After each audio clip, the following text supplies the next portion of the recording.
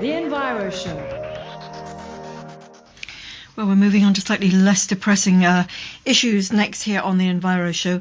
News of a first for Johannesburg. It's a methane gas-to-power project due to be operational early next year, which will potentially turn very harmful gases emanating from the Robinson Deep landfill in particular into something as useful as electricity. Well, to have to explain it all to us, we have on the line David Cornish. He's of Energy Efficient Solutions. Hi, David. Good evening.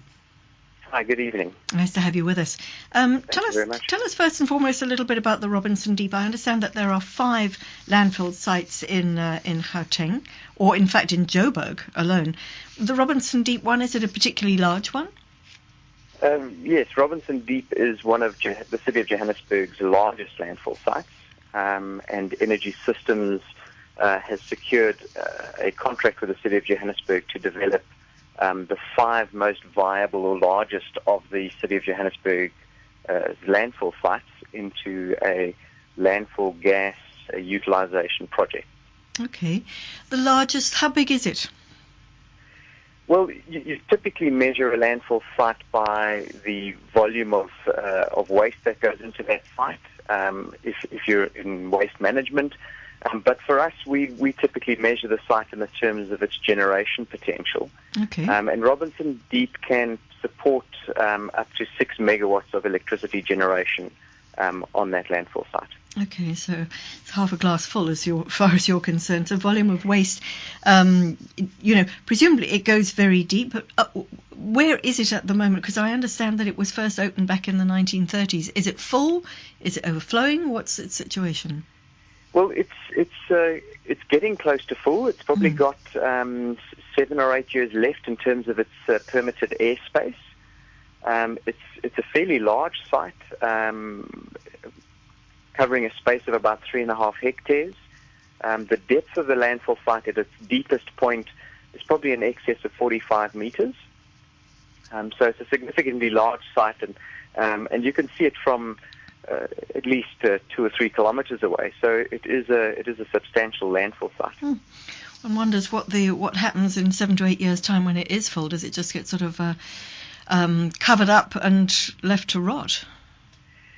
Well, in terms of the new regulations that control the permit conditions and closure conditions for a landfill site, the requirements are fairly strict. The municipality would need to submit to the Department of Environmental Affairs a closure plan, which would detail how they would cap the site to seal it, to restrict water ingress into the waste, and in turn water coming back out of the landfill site. Yeah. But from the landfill gas perspective, the landfill site will continue to produce gas for 15 to 20 years after the landfill site is closed and stops taking waste. So our job will be to continue to actively extract that gas and utilize it for electricity generation. Okay, well, let's concentrate on that, because that's what you're really here to tell us about. So the gas that it's producing is methane gas, which, as we all know, is extremely harmful. I mean, it's even more harmful than carbon dioxide. So what happens to it at the moment? Is it just emanating all this gas rising off it? Well, the landfill site will produce a biogas, which in this case is typically labeled landfill gas, and of that, 50 to 60% of it is methane. The balance of it is carbon dioxide with a few other trace gases, such as sulfur dioxide, which is what gives you the odor. Yeah. And what we do is we actively collect that gas out of the landfill site through a series of gas extraction wells and a gas collection system. And at the moment, we actively extract it out the landfill site, put it through a environmental high-temperature flare, which combusts that gas and reduces the greenhouse gas effect of methane being emitted into the atmosphere by burning that methane and turning it into straightforward carbon dioxide. And as you correctly noted, that methane gas is far more potent as a greenhouse gas than carbon dioxide, indeed 22 times worse.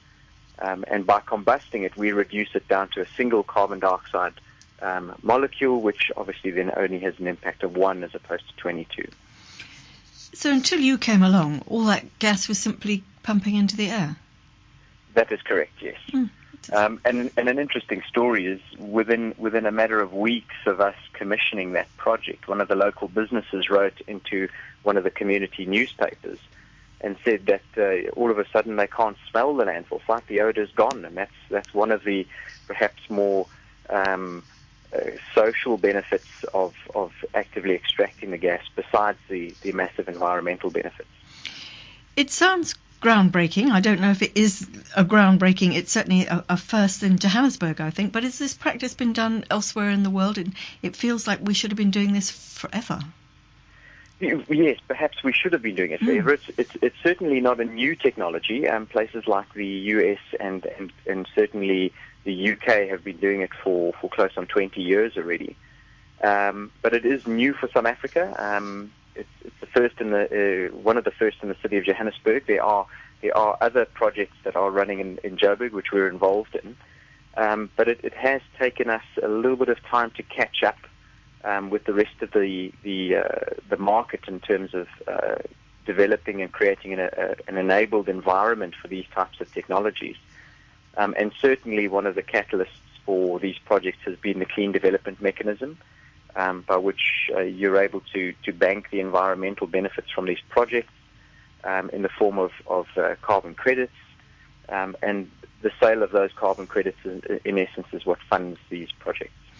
So once you've captured it and you've converted it, you then do what with it? Is it just a carbon credit rating, or does it actually get actively turned into something that's going to generate something? Well, at the moment, the Robinson Deep and Mary Louise sites are just flaring the gas, so they basically burn it.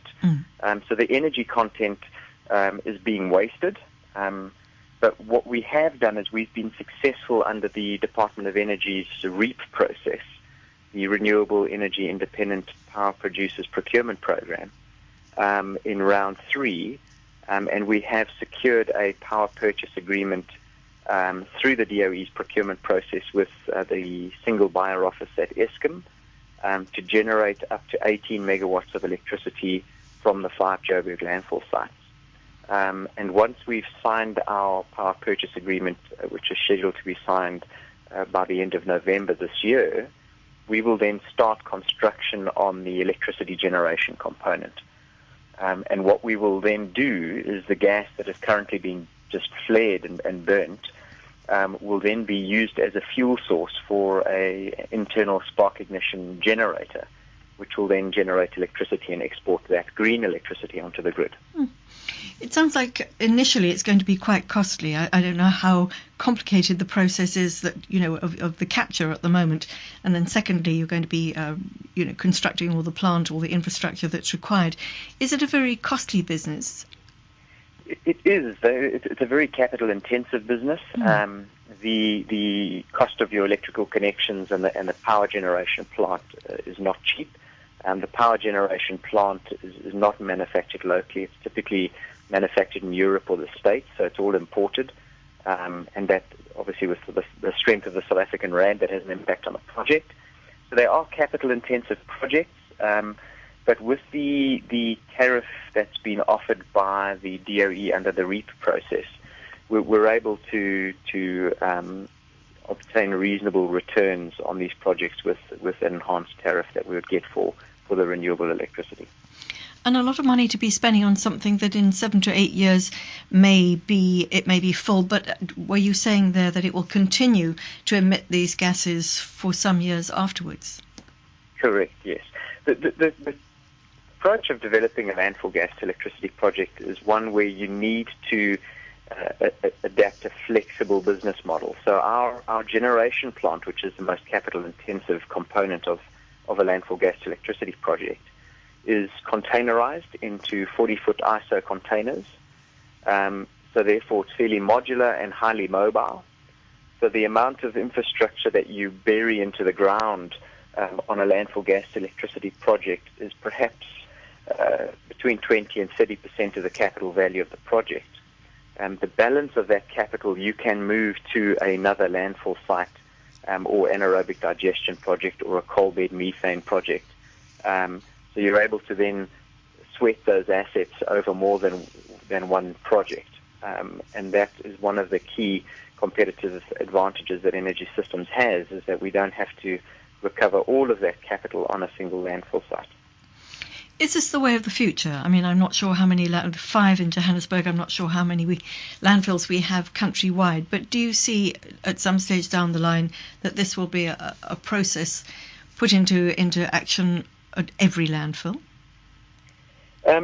Certainly the larger of the landfills. Obviously the scale of economy tends to dwindle on the smaller side, and then the power price goes up.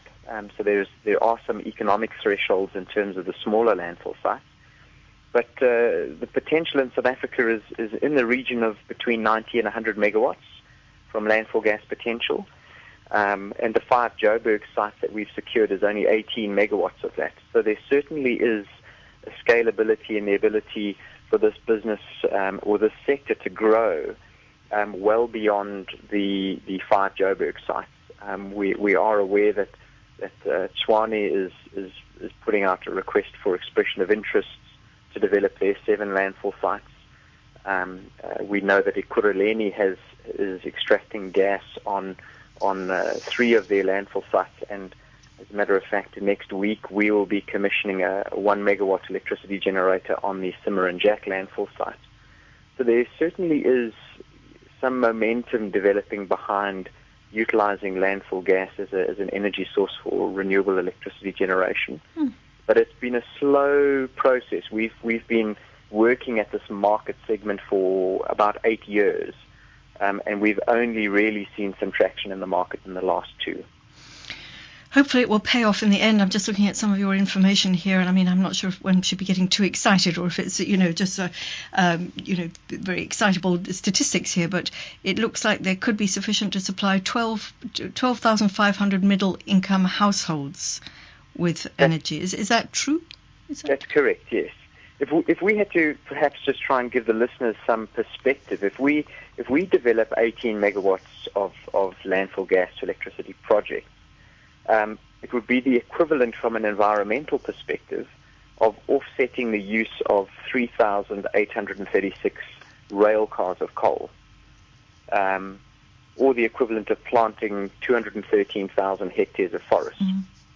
So it just gives you an idea of the environmental benefits of developing these projects. Well, I think the expression is way to go. Thank you so much. David Cornish, thank you very much. I'm going to give out your website if people would like to sort of get their head around the whole process just a little bit more. Is it Energy? So it's ENERG-group.com. Is that right? Correct. Excellent. David Cornish, thank you very much. Thanks a lot. That's a pleasure. Cheers. Thank you. Nice to hear some really good news. That sounds like a good call, I would say. If you'd like to find out a little bit more about what they're doing there at Robinson Deep, energy-group.com, energy-group.com.